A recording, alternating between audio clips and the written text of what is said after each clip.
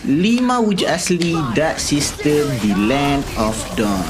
Yang pertama, hanya bisa Hanabi. Selain menjadi beban keluarga, user-user Hanabi ini juga menjadi beban kepada seluruh warga Land of Dawn. Tak Hanabi lela. Tak lela le sini. Cubalah cari hero lain. Penat aku. Yang kedua, God laner yang tak pandai nak solo lane. Bayangkan enemy tak ganking, tapi 24 jam. Mana tank? Tank tolonglah. Oi, tank dengan support tu adalah roamer. Cuba pergi Google maksud roamer tu apa. Roamer tu bukannya duduk setempat dekat tepi hang, pegang payung macam kahwin. Woi, yang ketiga, mengarah pandai tapi inggih hancur.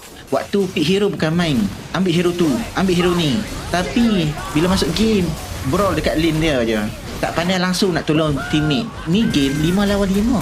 Bukannya dalam haji, tunggu naik haji dulu baru menang. Yang keempat, user Fanny dekat klasik. 10 game klasik, 10 game tu lah ada Fanny. Penat duk. Yang kelima, squad preman klasik. Dekat rank kena bantai, dah lah preman klasik. Toksik. Bangga pula tu. Yang bonus, peminat Kamen Rider Kabuto. Bye.